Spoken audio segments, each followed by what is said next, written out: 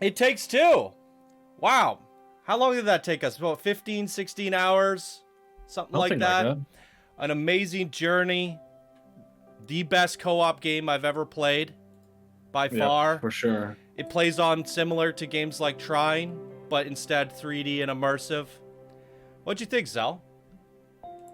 I mean, I think this is my favorite game I've played in a long, long time. Yeah. I just couldn't wait to play this again and finish it. Every day we wanted to play a little bit more, get a little bit further. Yep. This is definitely co-op game of the century. There's nothing out there that tops this experience for 2 players. Friends No. get to play free as a bonus. We only had to buy 1 copy. That's just amazing. And in terms of story, it felt like a Pixar movie. It felt like a full movie, but we got to play it. The visuals are absolutely insane. Games are fun. The mini games are fun.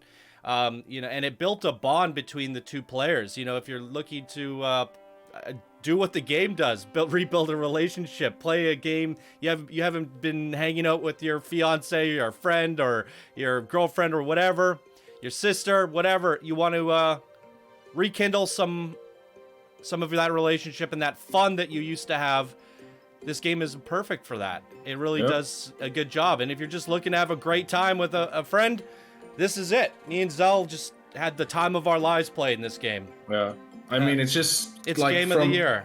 Everything, this from the stunning graphics to just the fun and the twisting story, and you're constantly in this crazy new levels. Every corner you turn, you're doing something new. You can switch it up, like we can play different characters, so we're doing something else. Yeah, I mean, There's replayability. May and Cody definitely played differently, and if I were to play Cody this time around and do another playthrough, it'd be a completely different experience. But then they also found good ways to make the mechanics universal. We're doing the same things, but we have different elements for each of the stages.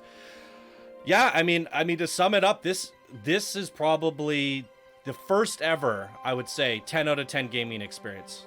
I don't think anything has ever delivered a 10 out of 10. There was nothing wrong with this game other than that 1 crash at the very end, which we solved, and 2 disconnects, which we immediately reconnected. I can't find a flaw in the game at all. This was the most flawless co-op experience ever created, worth every dollar. A shorter experience for what did I pay? $80 Canadian or something. It's a full price AAA title, but your friend plays for free. So cut that. No, it's not. I think I paid 60 or 70 Canadian. Yeah, okay, $35. So. Wait, what? 35. Isn't it on? Anyways, I think I paid full price for this game. No, it's 40 euros. So yeah, it's 60 Canadian something. Something like that.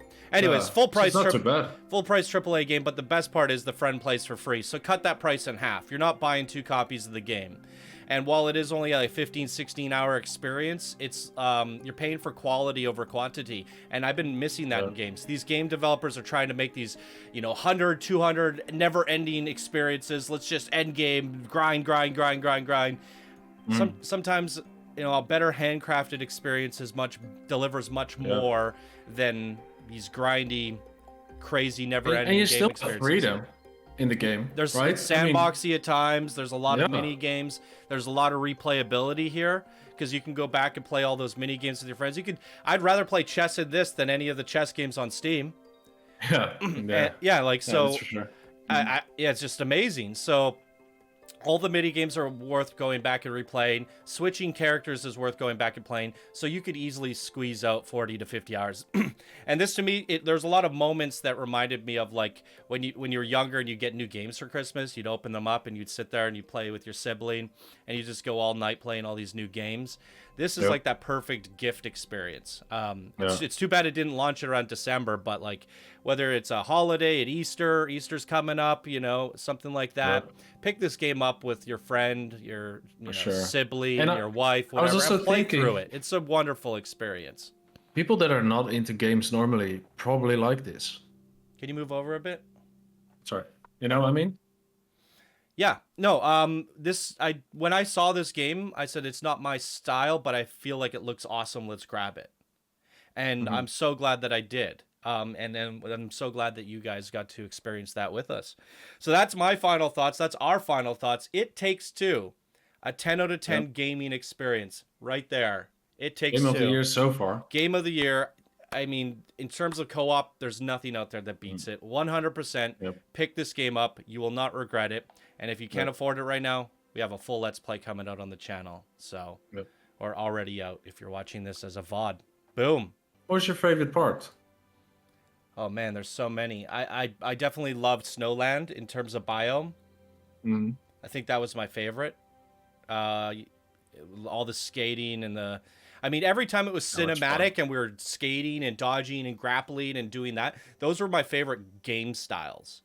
I Mhm. loved those cinematic, crazy explosion scenes where all this crazy stuff was happening.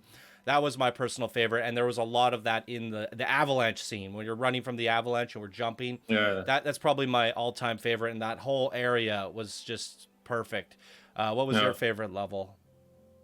I mean, I'm still in love with the bees for some reason in the garden. I just love that. The You got- silliness. You got the to revisit squirrels. the garden kind of twice if you think about it.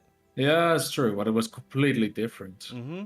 But the progression was really nice because they did things in such a way that, like when you learn about the things in the shed, the wake up call, fighting the vacuum cleaner, it's a little bit chaotic and almost reminds you of Sackboy a little bit, and it's very interesting. Then you go to the tree and you're like, oh, this game is opening up.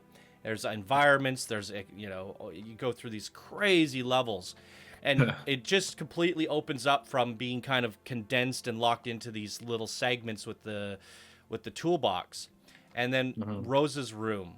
That's when the game opens up. Like, look how much stuff is in Rose's room. The Queen, the dungeon And the crawler, once upon a views, time. right? There was a circus, there was pirates, the Dino Land, the train station, hopscotch. There was a whole learning segment where you had to go back to school. Spaced Out. There's a whole this was just incredible, and it reminds you of all those little toy games where you were Toy Soldiers or Toy Story. Mhm. There's so many things to love here, and you're like, how do you top that, right? Then you go to the Cuckoo Clock, and it's more like complicated, a little bit more complex. Reminds me of some of those puzzle-solving games. But the Cuckoo Clock was a lot more complicated and took the game more seriously. Stunning, though. But visually stunning. But it kind Wow. of ramped up from that playfulness over to kind of more mystery and problem solving. And that was like, okay, like it's a different take now. The game is ramping up. It's taking itself seriously. But as soon as you think it's starting to get seriously, they hit you with, what was it, Snowland. And there's just so much to be had here in terms of fun. Like there was the underwater world, the slippery slopes, the avalanche, the winter village. It was very, very fun. And I was like, yes, we're going back to playful again.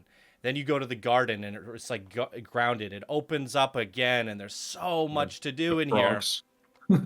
And they give you a lot of mechanics like these gravity, like the gravity boots that you saw back in Rose's room on Spaced Out. You could stick to the roof and change gravity. They brought that mechanic back in the garden, but spiders crawling on trees, and you would change the whole dynamic of the forest by sticking to a roof or sticking to a wall and crawling around. But they took an old mechanic and made it better. And I think the way that they did the level progression was just brilliant. And finishing in the attic, it's kind of underrated because you're like, the attic, you would feel the attic would pair up really well with the shed. But it kind of brings it all back around, right? It's like you started in the shed and now you end in the attic.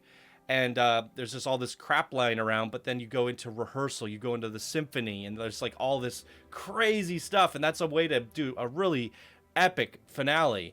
But then the grand finale is a beautiful ending to the story. And beginning, middle, and end, a beautiful story and a beautiful game. Absolutely amazing. 10 out of 10. Yeah, really well told. Yeah, and just the scope of everything. Also, I liked how sometimes we're a bit bigger than in other levels, where you're like really, really tiny. Yep. And you And could then even grow everything and is shrink just- in some.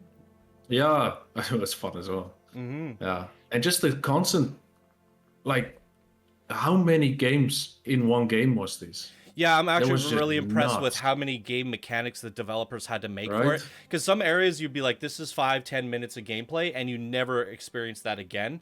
They designed all these tools and mechanics and like put all this stuff into their engine just for a 5-10 minute segment. They made a chess game. You had to design chess, and someone had to program that and bug test it and make it work.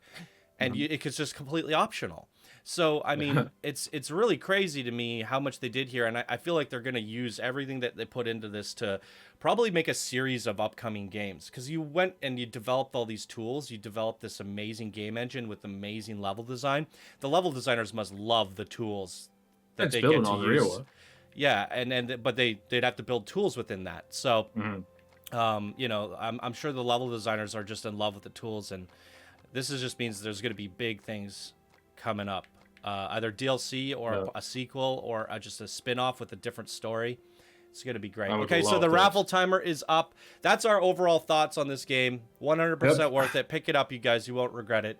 Let's pick a winner for a raffle. It takes two winners. Okay, guys, we're going to wrap it up there. Thank you guys so much once again for all your support, and we look forward to seeing you tomorrow in our first day launch of Outriders. Same time, same place. You know where to find us. All right, everyone, thank you so much. I'll see you then. Bye now. Bye, guys. Thank you. Have a wonderful night. You too, guys. Bye.